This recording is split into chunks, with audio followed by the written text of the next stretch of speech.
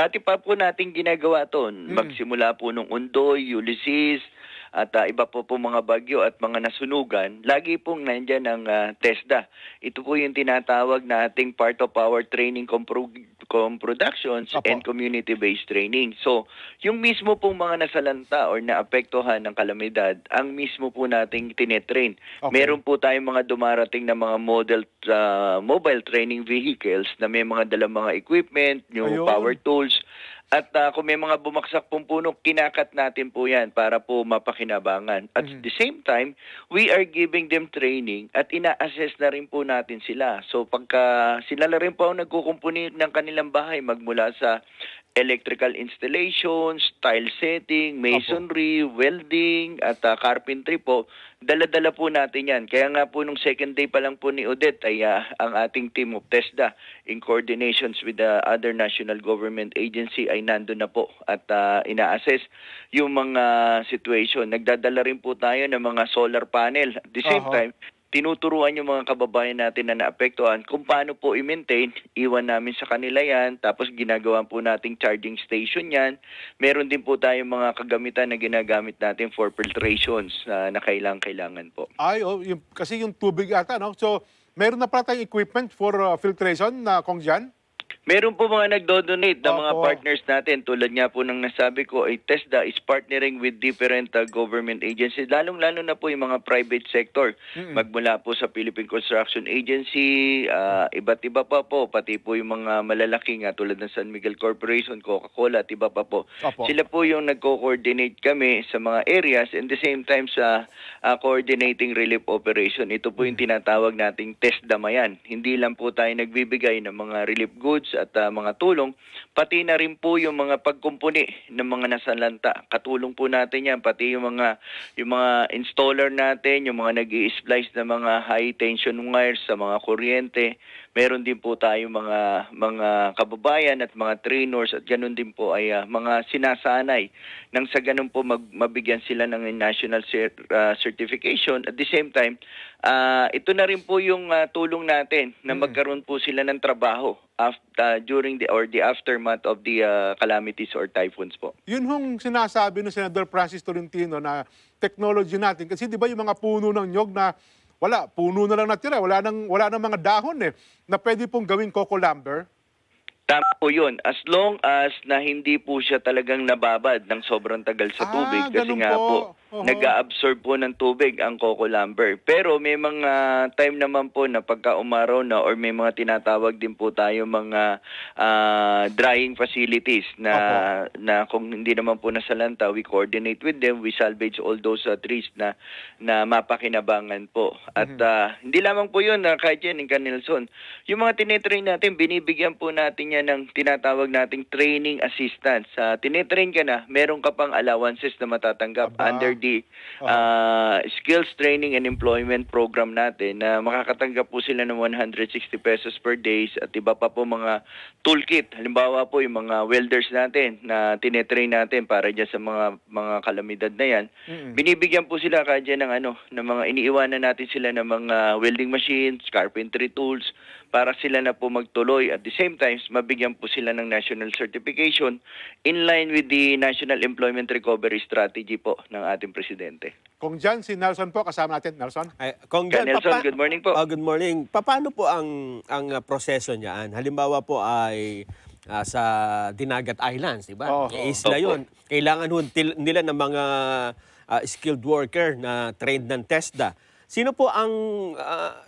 yung TESDA ho ba may binuong grupo para sa ganitong klase ng mga sakuna o ang LGU ang hihiling sa TESDA, Kong Jan?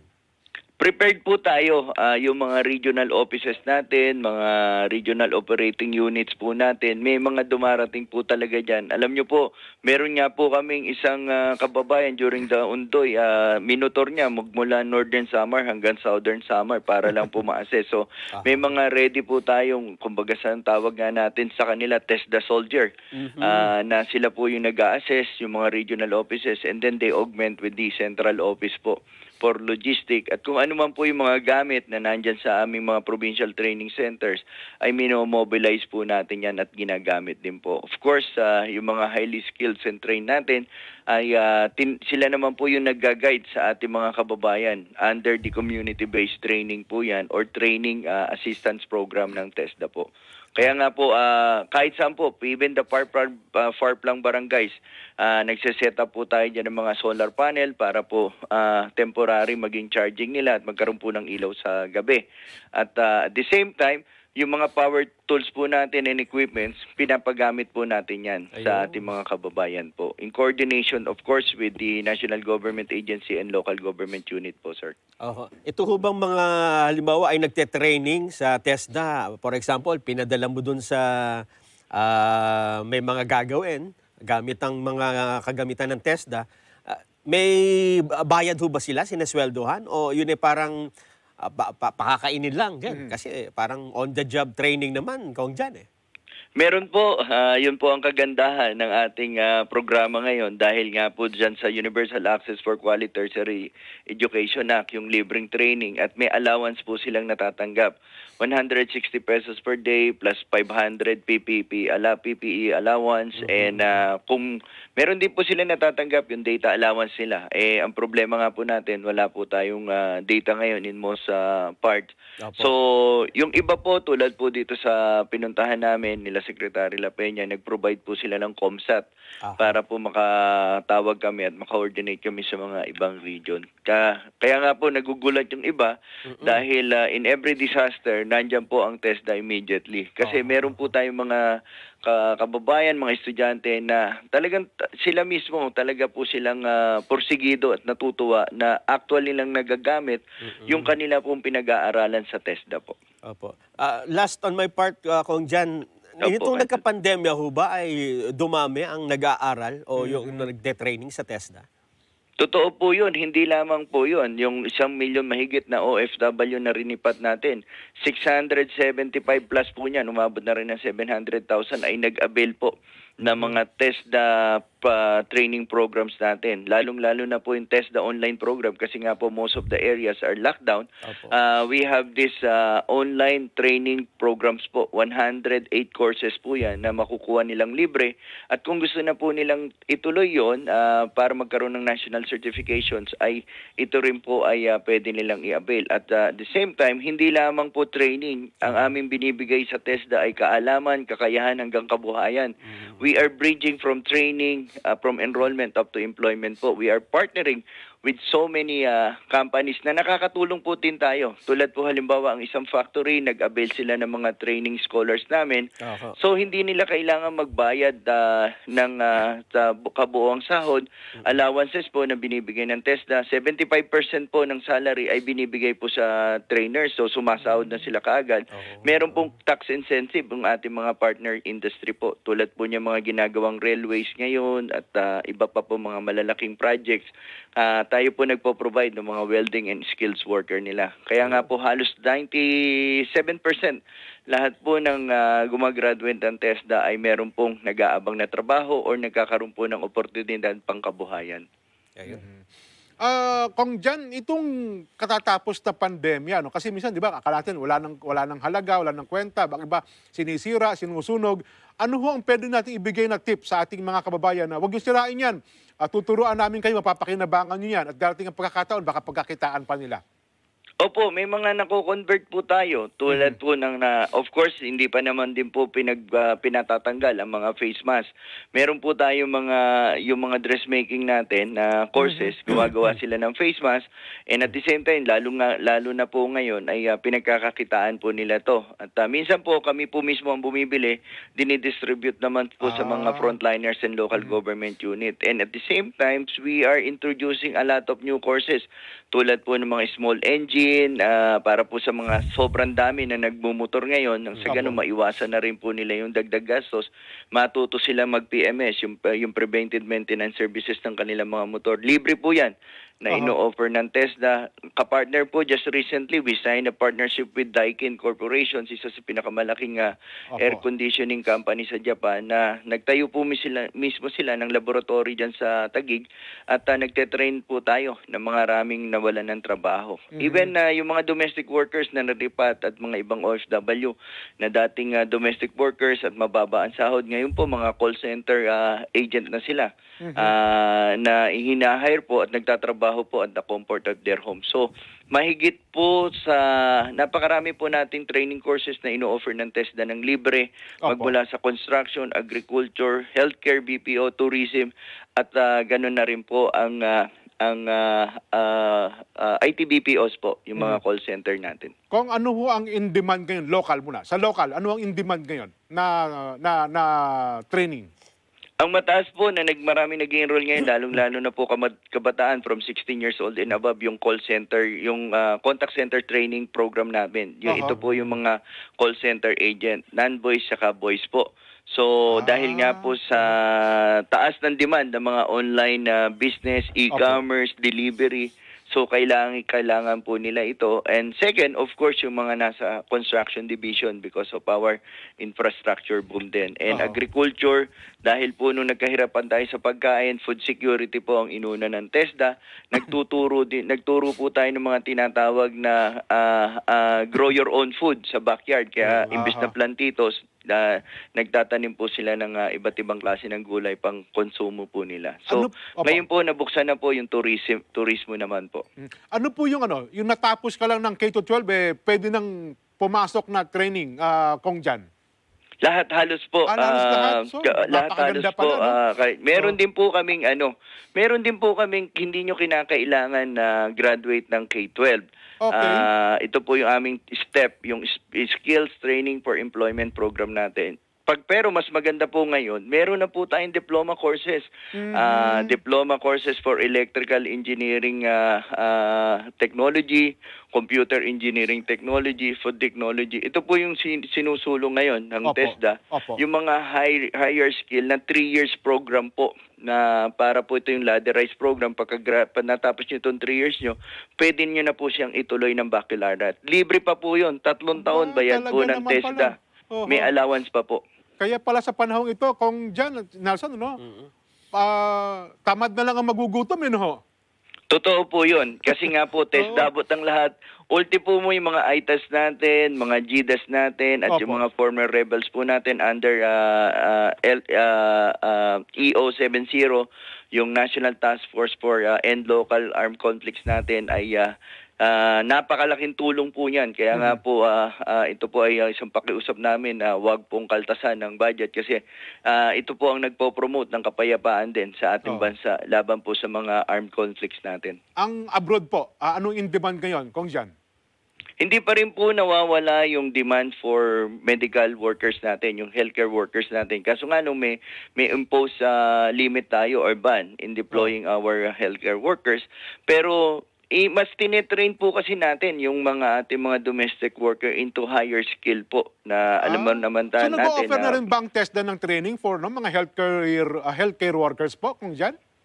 Libre po ang ating contact center training, yung sa mga COVID po. Meron po tayo mga emergency response team, yung ERT, yung mga, lalo na po ngayon, kailangan, kulang po tayo sa mga EMTs and ERTs natin, yung mga sumasakay po sa mga ambulansya at nagre-response po sa mga kalamidad. Meron na rin po tayo mga ganyan training. Ilang buwan ang training yan, Kong? Alam ko po, 3 to 6 months po yan. Hindi lang pala, wala pang 1 taon, Opo, meron din po kaming mga pagka NC3, NC4 po medyo may katagalan na po yan at kailangan po na at least meron kayong basic of medical course po. So kasi nga po EMT to. Pero ito ay libre po. At ngayon po nga pala isang magandang balita, alam kong isa rin po sa mga programa nyo is mga seafarers, di ba? Nagbibigay na po tayo ng mga libreng training para sa ating mga seaman tulad ng ships catering, yung mga cook, or chef sa barko po. Although mahal po yan, pero ang TESDA po nagbibigay po ng libre niyan pati up to dun sa mga housekeeping sa barko po. So halos lahat po libreng binibigay na po ng TESDA. At least ngayon pala, Kong Jan, Nelson, nalaman natin itong mga training ng TESDA libre na kasi dati 'di ba kinakailangan mo pa ng parang yung ibinibigay na anong tawag doon, voucher. Ngayon pala wala nang voucher na kailangan. Meron, hindi mo po kailangan yun kasi automatic naman po ang aming mga kurso po sa TESDA ay under the scholarship program na po. Ito po yung mga sa programa po ng ating mahal na presidente, ang libreng edukasyon. At pati nga po driving namin yung NC2 driving skills training namin para kung mag-enroll ka sa labas, mahal po yan. So in partnership with DOTR and LTO, nagbibigay na po kami ng libreng driving lessons po sa TESDA. And soon, pati po yung riders, magkakaroon na po sila ng libreng safety riding courses po. Yun ang hinihintay namin ni Nelson, Kong Jan, kasi gusto namin magmotor na sa traffic Pero totoo po yun. Nakaka-nervous, so wala kang training pala, no? Ha? Opo. Just recently, we also partners with different delivery companies, tsaka yung mga yung tulad po ng Angkas, grabe yan, mga nakikipag-partner na kami. So, maiwasan din po natin yung spread of viruses and diseases and how to properly handle their deliveries po. Ganun. Nako, anyway, tatanong ko dyan, may languages ho ba sa TESDA? Ayun. Meron po, marami po tayong languages na ino-offer. Meron po tayong Arabic, Japanese, German, French, sa TESDA po. Under po yan ng Language Skills Institute po natin dyan sa Taguig.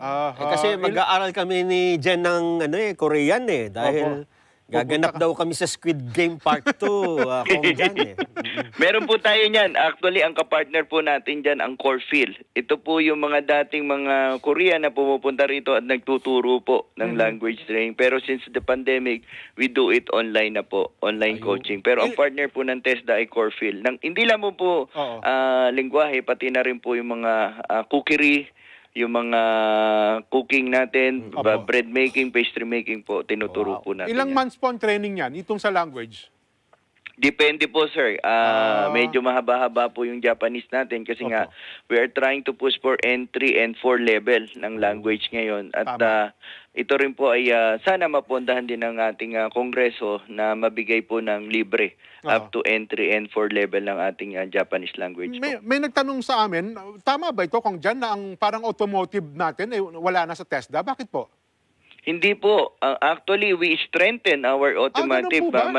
Mas highly skilled na po siya kasi gumagamit na rin po tayo ng mga tinatawag po ng mga PCS ba yun? Yung mga computer diagnostic system. PDS po tayo. Tapos, we partner with big brand po na actually nagtayo po ang mga partner namin, nagdo-donate po ng mga sasakyan yan para pag-aralan lang ng mga estudyante. Toyota, Mitsubishi, Isuzu po, iba't iba po yan. Meron po silang mga dinodonate na sasakyan, equipments, computer boards po para ito po mismo yung pinag-aaralan. And meron po tayong tinatawag na industry SIL po, Supervised Industry Learning Program under Enterprise-Based Training. Yung mga estudyante po natin mismong nagte-train at sumasahod po sa mga malalaking brand po ng sasakyan. Diyan po sa Laguna at dito rin po sa Parañaque. Mismo po sa mga dealers, nagpapadala po tayo ng mga trainers para actual po nilang matutunan yung kanilang mga ginagawa. May mga agriculture drone technologies na rin tayo. Nagpapadala po tayo ng ating mga estudyante sa ibang bansa. Tulad just recently, we sent 100 plus sa Israel para matutunan po yung mga modern farming technology naman. At ito ay mai-apply nila pag-uwi nila ng Pilipinas. Nako, napakaganda pala, no? And last na lang pala, Kong Jan, pasensya na po kayo. Hindi ko man marapat itanong ito sa inyo dahil sa may pandemya, dahil sa may kalamidad, pero marapatin niyo na rin pong itanong ko sa inyo, no po. Meron kasing isang tumatakbong senador na 6 na taon na pong nariyan sa TESDA dati, pero matagal na pong wala, pero ginagamit na campaign ad. Yung TESDA man, hindi niyo ba nirereklamo ito? Okay lang ba ito sa mga taga-TESDA ito? Hindi naman po kasi registered na brand or name po ito ng aming ahensya. Ito po ay ang kanyang titulo na ginamit nung siya po ay nanilbihan sa TESDA. So siguro po karapatan niya rin po na gamitin to at dahil hindi naman po nakarehistro or replicating any of our program sa TESDA. As long as lang po wag lang po magamit po sa hindi maganda yung title po. Hindi, parang ang dating kasi sa akin, ako po personally, parang yung mga accomplishment ng TESDA ay parang nakikredit sa kanya. Samantalang 6 na taon na po siyang wala sa TESDA, Kong Jan. Siguro po yung mga nasimulan niya ng tinutukoy natin ay napapakinabangan naman po ng ating mga kababayan. Pero lahat naman po ay nagko-contribute. Lahat po ng senador, lahat po ng congressman, local government unit. Even EBC po, we're trying to sign up a partnership video ay pwede pong makipagtulungan. At yun nga lang po, sana wala pong exclusivity claims of the accomplishment. Dahil alam nyo po, libo po ang empleyado ng TESDA. Tama. Na talaga po, yan po yung hardworking men and women natin. Of course, under the leadership of our Secretary La Peña din and the rest of the other undersecretary and DDGs. Lahat po yan, tulong-tulong po tayo na abutin ang lahat po ng ating mga kababayan dahil ang TESDA abot po ang lahat. Ayun. Ako naman naniniwala at ginagalang ko po ang inyong sagot ukol sa bagay nito, Kong Jan. Ako lang, ang sinasabi lang na ako personally, kasi parang 6 na taon na atang hindi nagtrabaho, kaya yung 6 na taon na ginawa niya, yun pa rin ang binabalik-balikan bilang TESDA. Anyway, marami na pong nangyari na mga improvement at malalaki pong pagbabago sa TESDA sa nakaraang 6 na taon po. Lalong-lalo na po sa pamumuno po ng ating mahal na Presidente Duterte. Nagkaroon po tayo ng mga living training at lahat po naabot natin. Ulti po yung mga kasulok-sulukan ng mga lugar ng mga ating mga IPs and former rebel. Kaya nga po ito po ang susi sa tuloy-tuloy na pagkakaroon po ng kapayapaan at pagbaba na rin ng mga armas ng ating mga kababayan dahil nagbibigay po tayo ng mga skills training, equipments at ganoon na rin po livelihood program sa ating mga kababayan. At sana naman po wag po itong magamit. Ito po mga nakarang 6 na taon na nag-improve po talaga ng malaki ang TESDA. Ngayon po, number 2 po tayo sa survey. Naku, congratulations number 2 po at number 1 din po tayo as one of the most trusted agencies sa government po. Salamat po sa lahat po ng mga tumatangkilik ng programa ng TESDA. Opo, at yan ho naman dahil sa trabaho ninyo at kasi pag ninyo, sabi ko nga po, sana wag lang makredit doon sa isang tumatakbo sa politika na para bagang siya rin na may kagagawan ukol sa bagay na ito. Kung dyan, salamat po Magandang umaga po sa inyo. Maraming salamat po ka Jen at ka Nelson. Pagpalain po tayo ng ating mahal na Ama sa langit po. Salamat po. Ang Deputy Director General po ng TESDA, Kong Jan Bertis.